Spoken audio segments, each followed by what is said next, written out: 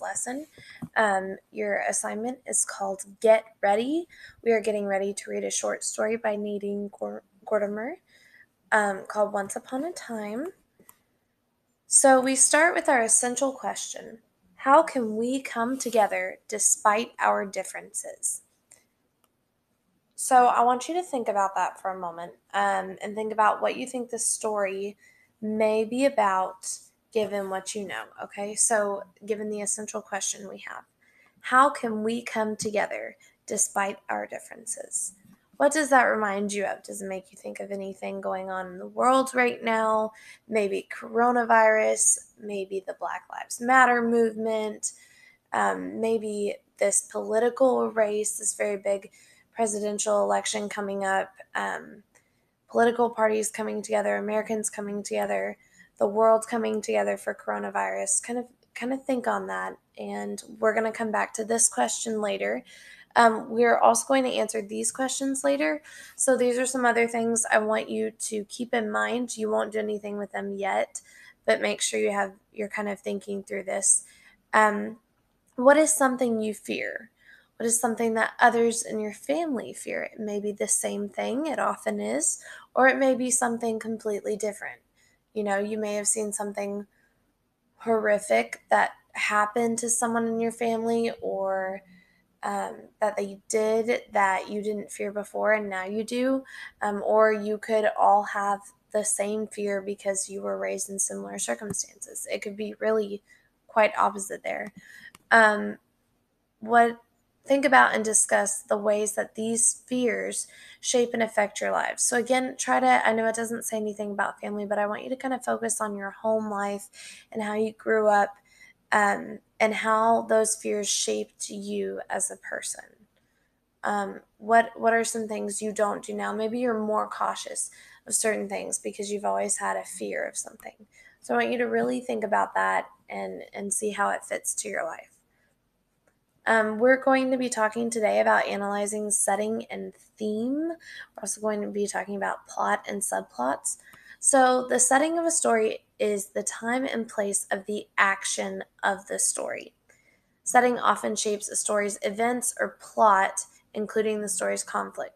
So typically there is a main setting, the one in which the characters are in, or the narrator is telling the story at the time, and they may flash back to other settings from their childhood or from a memory that happened. But whichever setting they stay in, where the action of the story really happens, that is considered the main setting.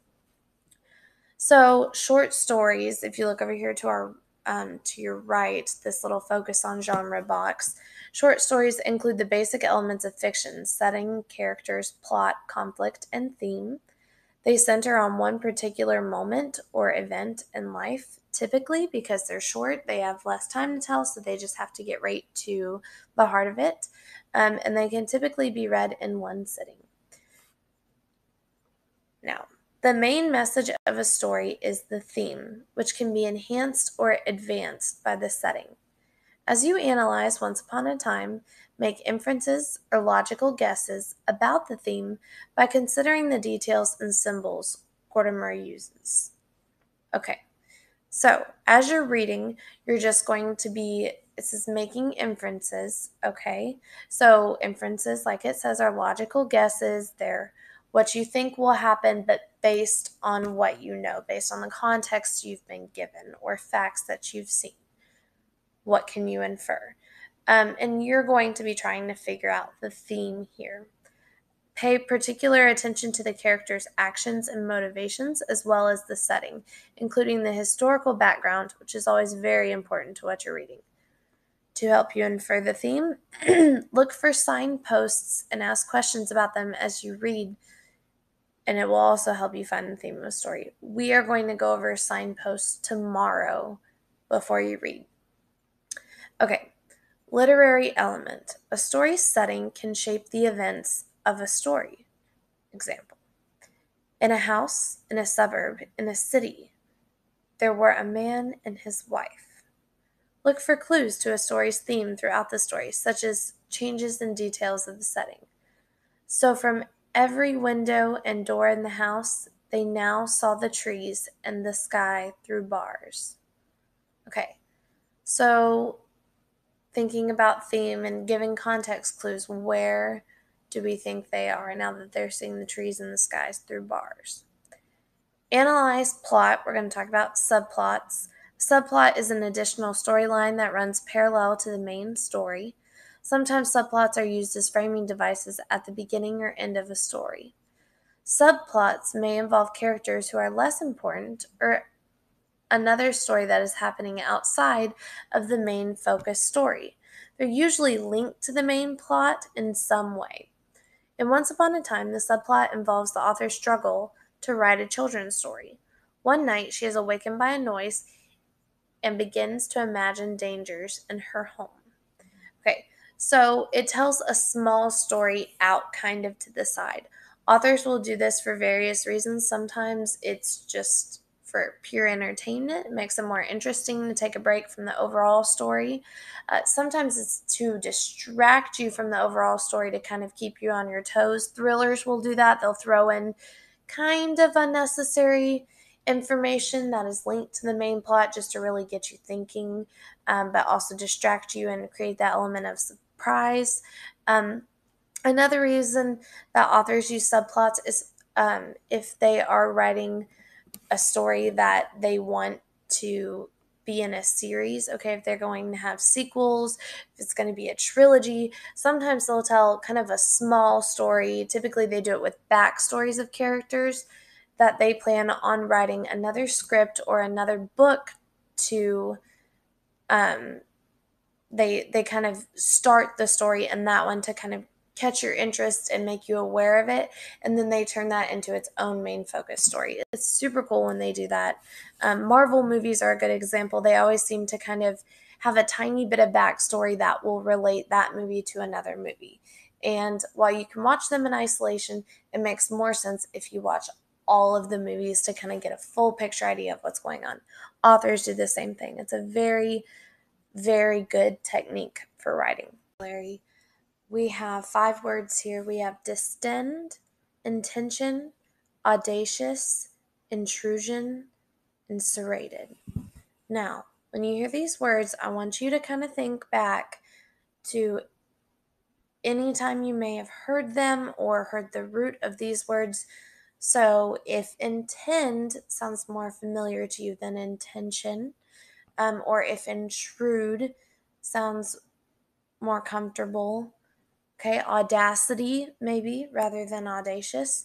Think about those words. Think about the root words of these and what those mean, and then use context clues to help you through. So I'm going to read these aloud. You're going to answer them on your own. See how many critical vocab words you already know before this lesson. Use them to complete the sentences. The motorcyclist stunt was terrifying and blank. The thief's blank in the middle of the night scared the whole family. The businesswoman said it was her blank to buy the company for cash. The bacterial infection caused the baby's stomach to blank. The knife was sharp because it was blank.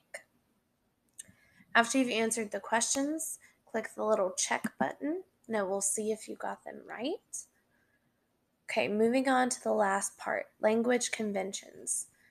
So here it's going to be talking about prepositional phrases. They are phrases consisting of a preposition and object of the preposition, usually a noun or pronoun.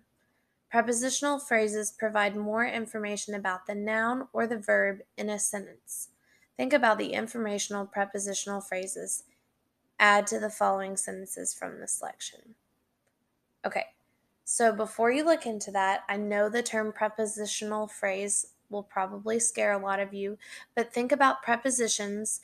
They're typically easy to remember. It's just talking about a word relating to another word, and it's that in-between phrase or word that describes prepositional phrases and prepositions. So we were taught, picture a fox on a box. In every way that you can relate that fox to the box, you're describing a preposition. The fox is on the box. The fox is over the box, under the box, away from the box, near the box, in the box, out of the box.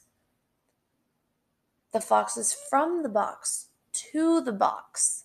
Okay? So think about things like that. It can be near, far, and it's not just location wise either.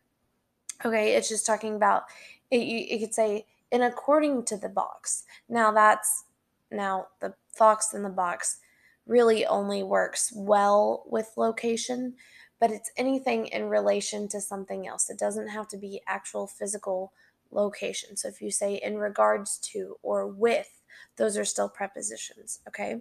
So she implored her employers to have burglar bars attached to the doors and windows of the house, okay? So it's telling us what they're attached, or what attached doors, attached to the doors, okay? So what is attached in relation to them? So again, what in relation, every window to, for, but it's from. So this one, our preposition is from. So from every window and door in the house where they were living happily ever after. So it's where they were. It's also relating them to where they are. Okay, or the house to them. So those are prepositional phrases. That's going to be the last part of the get ready. Tomorrow we will begin to read and click ahead for your closure. Hi guys, I realize I said click ahead. I meant stay tuned. It's midnight. I'm making this in advance. Please forgive me. Also, my glasses are crooked. I'm in bed. I've been working all day, so I'm kind of tired. I'm sorry. But okay, so for your closure, I want you to go back to those questions we looked at beforehand. What are you afraid of? What are the people in your family afraid of? And how do you think the ways in which you grew up affected that? Okay, so you are going to write me a paragraph in your online compositions. A paragraph meaning 5 sentences, okay? And I also want you to use at least one preposition or prepositional phrase, in your paragraphs, okay? So one preposition and or prepositional phrase in the paragraph, 5 sentences. Tell me what you're afraid of, what your family is afraid of, and how you think growing up affected that. Okay? All right. I will see y'all tomorrow.